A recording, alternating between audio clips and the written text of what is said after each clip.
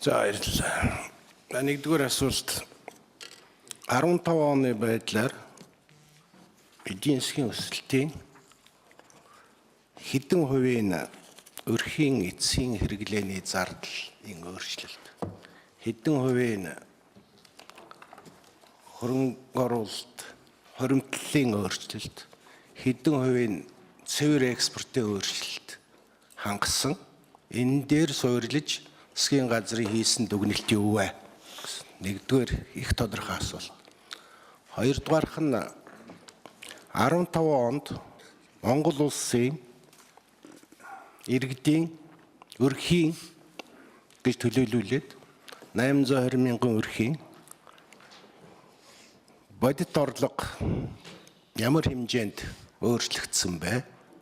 Энтэй уялдаад Монгол улсын нийт өрхийн өрийн дарамт буюу өрхийн зээл орлого хоёрын харьцаа 15 оны төгсгөлийн байдлаар ямар байгаа вэ гэсэн хоёрдугаар асуулт.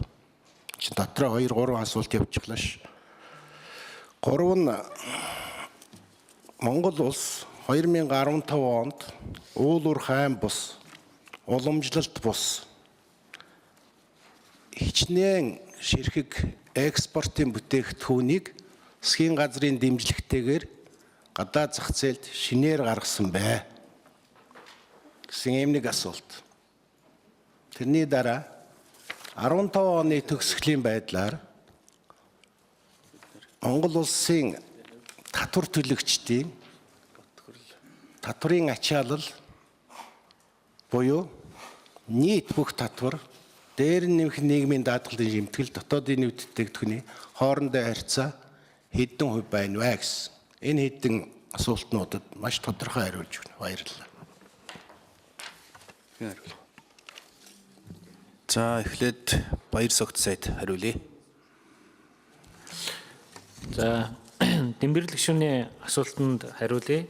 Тэгэхээр Дэмбэрлэг гишүүний асуулт бол яг үндсэн чиглэлийн биелэлтэй ингээ холбогдоход бол бид нарын биелэлтэй бол ингэж гарсан байна Дэмбэрлэг гишүүнээ. Үндсэн чиглэл маань бол өөрөө яг 97 зүйл заалттай, 91 зүйл заалттай тэгээд улсын их хурлаар батлагдсан тогтоолтой.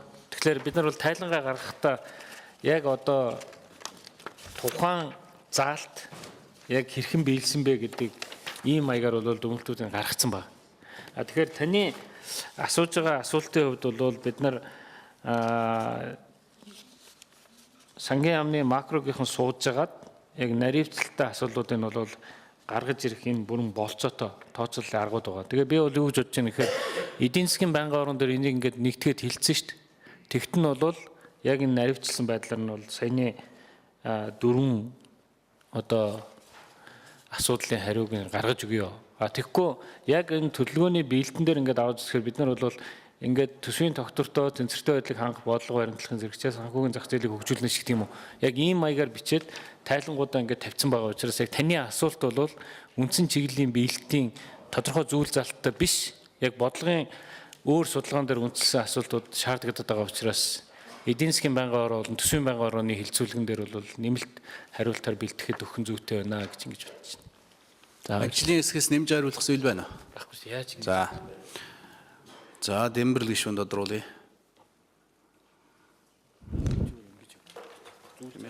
За ингээл ерөнхийдөө унж байгаа. Биднээс асуусан ийм айгүй энгийн биднээс засгийн газар шүү дээ. Тэгээ Монгол улсын засгийн газар энэ 15 он дотоодын нийт бүтээгдэхүүн хэдэн хувиар энэний бүрдэлт нь энийг одоо өсөлтөнд ийм хүчин зүйл гэдэг нь одоо сангийн яамных нь үйлдвэрлэл талаас нь хийдэг. Би тэрнийг асуусангүй албаар нөгөө хийдгүү талаас нь бол тэр нь Монгол банк хийдэг. Гэхдээ эднээс бас мэдж байгаа уулна. Энд бол нэг нарийн асуулт биш байна. Хоёрдугаар тэр асуугаад байгаа дотоодын экспорт уламжлуулалт экспорт гэдэг чинь ерөөсөө засгийн газрын нөгөө нэг одоо манай ерөнхий сайдын хамгийн их дуртай солонгоруулах бодлогын бэлрэл байх хэрэгтэй шүү дээ. Өөрөөр хичнээн шинэ бүтээгдэхүүн экспорт гаргасан бэ л гэж асуусан. Тэгэхээр энийг бол үндсэн чиглэл байх гэдэгтэй биш. Энэ засгийн газар энэ чиглэлээр юу ийсэн бэ гэдгийг тодорхой хэлчих хэрэгтэй байхгүй. Тийм учраас энэ Дэмбэрэл гишүүний асуугаад байгаа асуудал бол өнөхөр чухал асуудал. Энийг бол бас хэлтгэж өгье. Хамгийн сүүлд нь засгийн байнгаараар хэлцэхээс нааш бол одоо Дэмбэрэл гишүүнд бэлдэж өгөх хэрэгтэй байна. За нэг хоёр зүйл тодруулсан. Тэр юуны сүнгийн холбооны нэгдүгээрт одоо энэ үнэмшлийн асуудал Далайн Америкийн янз янзын тийм байсан юм байна. Одоо тэгээд тэрний одоо энэ орчууд оруулаад Далайн Америкийн ч гэдэг юм. Эсвэл одоо бүр бүхний чимэг мөх шиг нэмээд гүн Далайн Америкийн ч гэдэг юм. Мөнхөө юм байж болох уу гэсэн. Нэг юм асуулт. Хоёрдугаарх нь энэ Эрдэнэчим гишүүнээс бас нэг авлах юм байна л да. Өөрөөр хэлбэл нэг ширхэг лимхтэй байсан гэж нэг юм хэлэх шиг боллоо тийм ээ. Энэ дээр ер нь өөрийн чинь судалгаагаар Жермен дээр асуулт яваад байгаа юм биш үү? Энийг тодруулах. За тэгээд хоёрдугаар микрофон Хөрлөбат эхний асуулт дараа нь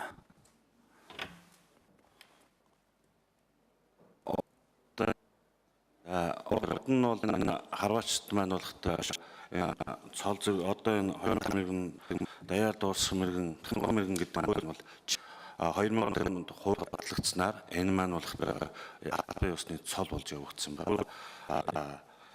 Өөр одоо ардын өсрөлтийн одоо хувьсгын ойн жилүүдэд Тархан мэргэн нэг Цэлэнг аймгийн ерөнхийлөгчийн угуул мөнгө цэцлэж байгаа байдаг. Энэ маань болохтой эмэгтэй харваа 65 метрээс харагддаг. Эмэгтэй эдгээр харваачд маань 75 метрээс харагддаг. Эмэгтэй харваачд маань 59 оноос эхэлж энэ үндэсний сүрээр аргаар харуулж ирсэн түүхтэй юм байгаа. Одоо тухайн үед 72 он хүртэл ханы харвааны 20 сум гаргадаг байсан. Дөрөвөөр дүн гаргадаг байсан. Тухайн үед бас эмэгтэй харваачтай оролцоход бас хүрээ хомигдмос одоо сүүлийн жилүүдэд бол энэ бол хүчтэй өсөж байгаа. Одоо үндэс салбар бол 42 салбар хороотой нийт 4700 гишүүнчлэлтэй байна. за энэ чим гишүүн.